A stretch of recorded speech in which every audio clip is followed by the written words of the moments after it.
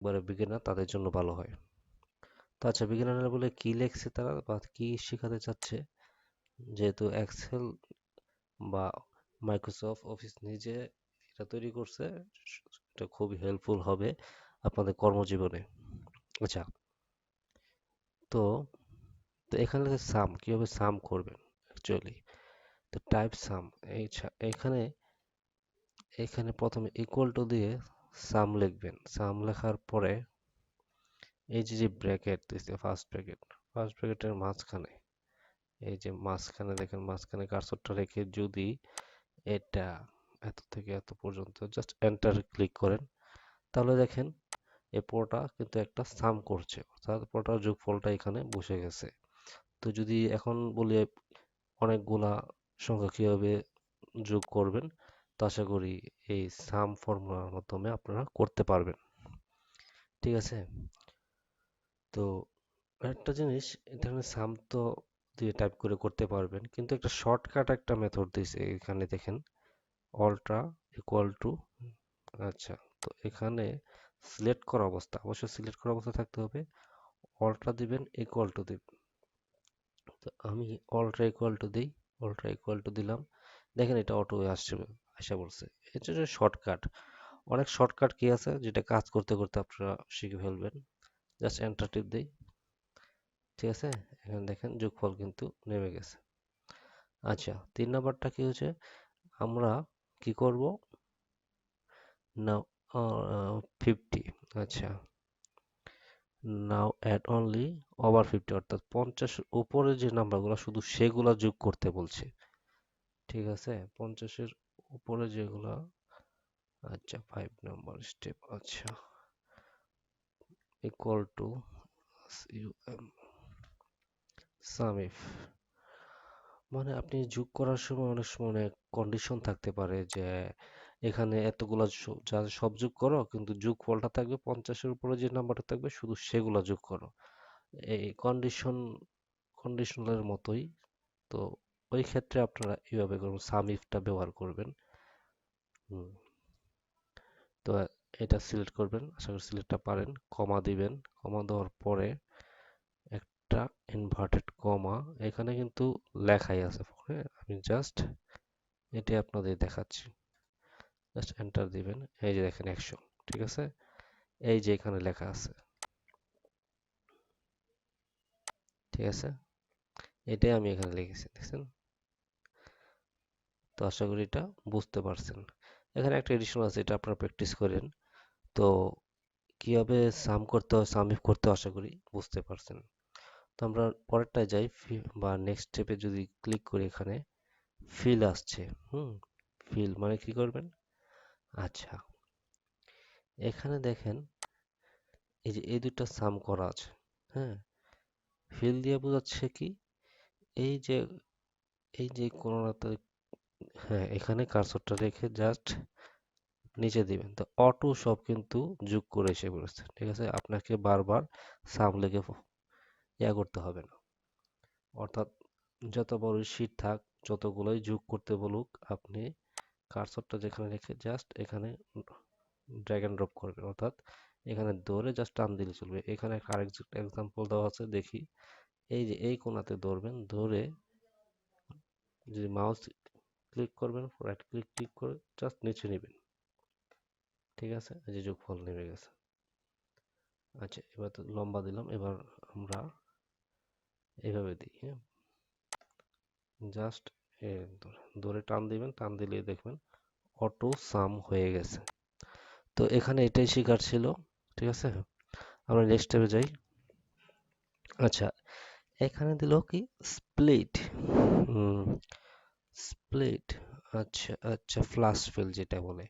এখানে এখান এখানে অনেকগুলো ইমেল অ্যাড্রেস আছে, তো এখান থেকে আমরা ফার্স্ট নেম লাস্ট নেম নেব। তো ফার্স্ট নেম লাস্ট নেম নেব, যেমন এখানে স্মিথ লিখলেন না, স্মিথ লেখার পরে যদি, আচ্ছা এখানে লেখা কন্ট্রোল ই, দেখেন তো কন্ট্রোল ই দিলে কি হয়, কন্ট্রোল ই। তার মানে এই কতগুলো মানুষের মেল অ্যাড্রেস আছে, অনেকের মেল অ্যাড্রেস এরকম ভাবেই তৈরি করে, first name last name at the rate. তো এখান থেকে যদি আপনাকে আপনার বস কাজ দেয় যে ফার্স্ট নেম লিখুন লাস্ট নেম লিখুন, তো আপনি এই বারবার যদি এরকম ভাবে লেখেন, লিখতে কিন্তু অনেক সময় ব্যাপার, হ্যাঁ। তো কন্ট্রোল এর মাধ্যমে খুব সহজেই এই ফার্স্ট নেম লাস্ট নেম করতে পারবেন। তো আরেকটা আমি দেখাই। ফার্স্ট নেমটা কি? Nancy, N A N C Y, Nancy দিলাম। ন্যান্সি নেওয়ার পরে এখন কন্ট্রোল ই দেই, এই দেখেন, এই যে এনডি, জ্যান, মারিয়া, ঠিক আছে, এগুলো কিন্তু আইসা পড়ছে। তো স্প্লিটটা আশা করি বুঝতে পারছেন, হ্যাঁ। তো পরটা যায়, পরটায় কি বলছে? ট্রান্সপোজ, অর্থাৎ আচ্ছা এখানে লেখাগুলো, এখানে একটা অ্যামাউন্ট আছে, ঠিক আছে, আইটেম এবং অ্যামাউন্ট, এগুলা পাতাইলে আছে, ধরেন না এগুলো খাড়াখাড়ি দিব আর কি, এটা থেকে কি শিখবো? যদি খাড়াখাড়ি দিতে চাই তাহলে ধরেন এই সংখ্যাটিতে আমি শুধু বলি, আচ্ছা আইটেম অ্যামাউন্ট ধরেন না পুরোটাই নেই, পুরোটা নেই, পুরোটা নেওয়ার পরে কন্ট্রোল সি দিলাম। এইবার এখানে কার্সরটা রেখে এই যে স্পেশাল দিলাম, তারপর ট্রান্সপোজে ক্লিক করলাম, ওকে দেই, ঠিক আছে। আইটেম অ্যামাউন্ট তার মানে পাতালে আছে, এটা লম্বা লাম্বি হয়ে গেল, ঠিক আছে। ভার্টিক্যাল আছে, হরিজন্টাল করলাম, এরকম আর কি। তো আশা করি এটাও বুঝতে পারছেন।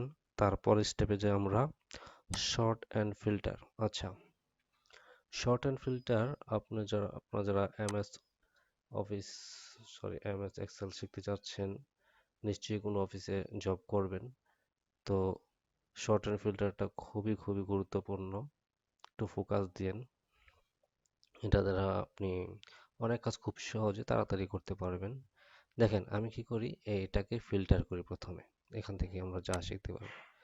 এই ফিল্টারে ক্লিক করলাম, উপরের যেই হেডলাইনটা বা ক্যাটাগরি সবগুলো ফিল্টার করুন। ফিল্টার করার পরে আপনি যদি চান যে ডিপার্টমেন্টটা এ টু জেড করবেন, অর্থাৎ এ আগে বি আগে সি পরে, মানে এইভাবে এ টু জেড সিস্টেমে নেবেন, আপনার এই ডিপার্টমেন্টের সাথে সাথে ক্যাটাগরি, এবং ক্যাটাগরির সাথে সাথে এই ডিপার্টমেন্টের ক্যাটাগরির অক্টোবর নভেম্বরের সেলস, ধরুন এটা সেলস ডাটা, অটোমেটিকলি এটা ইয়া হবে।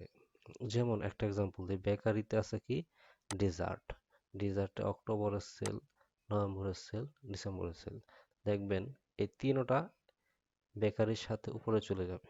একটু দেখেন, এ টু জেড করি, হ্যাঁ, এই যে এ টু জেড করলাম, এই যে বেকারির সাথে ডেজার্ট, অক্টোবরের সেল, নভেম্বরের সেল, ডিসেম্বরের সেল। আবার আমি যদি একইভাবে ক্যাটাগরি ওয়াই টু জেড করি, দেখেন এ টু জেড করলাম, বিফের সাথে সাথে বিফের সেল ডাটাটাও আপস এন্ড ডাউন, মানে অটোমেটিকই ওরা নিয়ে নেয়। আচ্ছা, তো এবার যদি আমি চাই যে ডিসেম্বরে লার্জেস্ট টু স্মলেস্ট, অর্থাৎ ডিসেম্বর সবচেয়ে বেশি থেকে কম, সেটাও হবে। তো এভাবে শর্ট অ্যান্ড ফিল্টারের মাধ্যমে আপনি আপনার কাঙ্ক্ষিত ডাটা বা কাঙ্ক্ষিত কাজ কমপ্লিট করতে পারবেন। আচ্ছা, তো আশা করি এটা বুঝতে পারছেন। পরে যাই, টেবিলে যাই। আচ্ছা, টেবিলটা কি করবেন? পুরোটা যদি সিলেক্ট করা অবস্থায় থাকেন, ইনসার্ট টেবিল ওকে দিতে পারেন, হ্যাঁ, বা এটার সিলেক্ট থাকা অবস্থায় পুরোটা সিলেক্ট থাকবে, কন্ট্রোল টি দিলেও চলবে। কন্ট্রোল টি দেখছেন, টেবিল হয়ে গেছে, ঠিক আছে। তো কন্ট্রোল এইভাবে সিলেক্ট করা অবস্থায় কন্ট্রোল টি দিবেন, টেবিল হয়ে যাবে। তো টেবিলের অংশটা আশা করি বুঝতে পারছেন, খুব সহজ। তারপরে ড্রপ ডাউন। আচ্ছা, তো আমরা আছি 7 নম্বরে, ড্রপ ডাউন লিস্ট। তো ড্রপ ডাউন লিস্ট কোথায় আছে? আমাদের বলছে ডাটাতে যেতে, ডাটাতে যাওয়ার পরে দেখেন এখানে গিয়ে পাবো ডাটা ভ্যালিডেশন, ঠিক আছে। ডাটা ভ্যালিডেশনে গেলাম, যাওয়ার পরে আমরা একটা লিস্ট নিলাম, লিস্ট নেওয়ার পরে এখানে সোর্স বলছে কোন সোর্স থেকে লিস্টটা নেব। তো এখানে আমি মানে রাখছি প্রোডাক্ট, মিট, বেকারি, এই তিনটা সিলেক্ট করেছি। সিলেক্ট করা অবস্থায় ওকে দিলাম। আচ্ছা, ওকে দেওয়ার পরে এটা যদি আমি ড্র্যাগ এন্ড ড্রপ করি, তার মানেটা কি? আমার মানেটাকে বুঝতে হবে। ধরেন বিফটা, বিফটা একটা ক্যাটাগরিতে আছে, অবশ্যই এটা মিটে দিলাম, মিট। ব্যানানা, ব্যানানা কোথায় আছে? ব্যানান আছে প্রডিউসে, ঠিক আছে। তো এরকম ভাবে আপনার বারবার যাতে টাইপ না করতে হয়, সেক্ষেত্রে এরকম ডাটা ভ্যালিডেশন বানিয়ে রাখবেন। তো অনেক ক্যাটাগরি ডিপার্টমেন্ট আছে, ক্যাটাগরি আছে, তো যাতে এক ক্লিকে আইসা পড়ে। এই জন্যই ডেটা ভ্যালিডেশন। তো আশা করি এটাও বুঝতে পারছেন। তো আমরা পরের স্টেপে যাই, অ্যানালাইসিস। অ্যানালাইসিসে দেখতে পাচ্ছেন এখানে কিছু ডাটা দেওয়া আছে।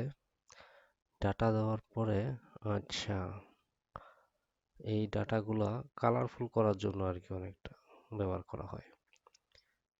হ্যাঁ, ধরেন এই ডাটাগুলা আছে, ডাটাগুলা, হ্যাঁ, কম বেশি আছে, তো এটা একটু আপনি যাকে প্রেজেন্টেশন করবেন যাতে একটু কালারফুল দেখায়, সেজন্যই এই ইয়াটা। তো সেজন্য একটা চিহ্ন দিয়েছে, এই চিহ্নটা দেখেন, এই চিহ্নটা কোথায় পাবেন? মাউসের রাইট বাটনে ক্লিক করলে ডাটা বার, আচ্ছা, তো কুইক অ্যানালাইসিস, আচ্ছা, এখানেই পাবেন। দেখেন এখানে ডাটা বার আছে, কালার আছে। কালার দিলে যেগুলো কম এগুলা রেড, যেগুলো বেশি গ্রিন, এরকম ভাবে প্রেজেন্টেশনটা আরো ক্লিয়ার করবে। তাহলে যে দেখবে তার কাছে খুব সহজেই মানে কোন জায়গায় বেশি বা কোন জায়গায় কম আছে, অর্থাৎ উনি অ্যাটেনশনটা বুঝতে পারবে যে রিপোর্টটা আসলে এই রিপোর্টটা দিয়ে মানে কি বোঝাতে চাইতেছে। তো ডাটা বারে আরো অনেক কিছু আছে, যেমন দেখেন যে এখানে ক্লিক করেন, এখানে ক্লিক করার পরে আইকন সেট করতে পারবেন।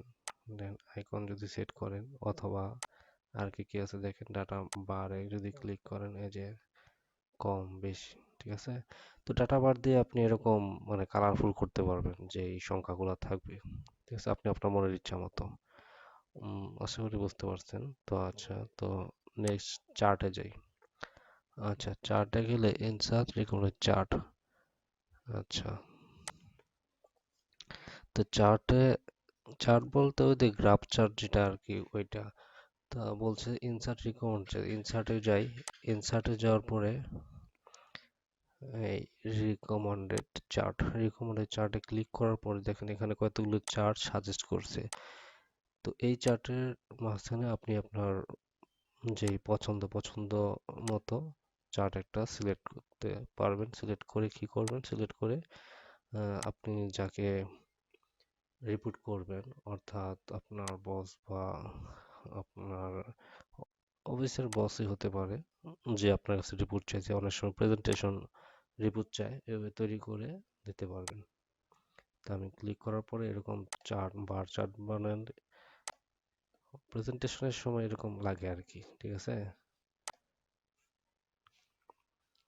এখানে আরো অনেক বড় বড় সংখ্যা থাকবে, যাতে এই কোথায় যাবেন ইনসার্টে গিয়ে, হ্যাঁ, এই রিকমেন্ডেড চার্টে গেলেই হয়ে যাবে, আপনি আপনার মন মতো চার্ট বানিয়ে দিয়ে দিবেন। আচ্ছা, তো আশা করি এটাও বুঝতে পারছেন। নেক্সট যে কি বলি, পিভট টেবিল। আচ্ছা, পিভট টেবিলটা খুব গুরুত্বপূর্ণ। অনেক ডাটা, এটা তো ছোট ডাটা, অনেক বড় ডাটা থাকলেও খুব সহজেই অ্যানালাইসিস করতে পারবেন, অথবা সাম করতে পারবেন, বা আপনি এখান থেকে কিছু রিপোর্ট বের করতে পারবেন। যেমন ধরেন আমি এখানে ক্লিক করা অবস্থায় যদি ইনসার্টে ক্লিক করি, এই যে পিভট টেবিলে ক্লিক করলাম, ক্লিক করার পরে উনি কি বলতেছে যে নিউ ওয়ার্কশিট আর এক্সিস্টিং।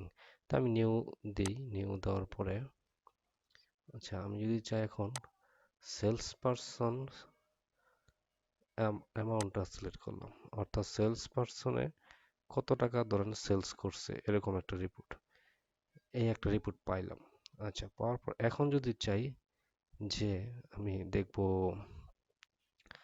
কোন কোন প্রোডাক্ট, প্রোডাক্ট সেকশনটা যদি আমি একটু এই সাইডে নিই, তাহলে একটা সেলস পারসন তো এই টাকা, এই যেমন এই সেলস পারসন এত টাকা টোটাল সেল করছে, তো টোটাল কি প্রোডাক্ট, শুধু বিয়ার সেল করছে এত টাকার, mark, soda and wine sell করছে টোটাল এত টাকার, ঠিক আছে, এটা গ্র্যান্ড টোটাল যোগ করে গেছে।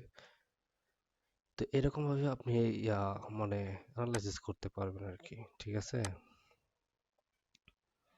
বা আপনি যদি চান ডেট ওয়াইজ কোন ডেটে, যেমন উনি তো মার্ক যে টোটাল এত টাকা সেল করছে, এটা কোন কোন মাসে?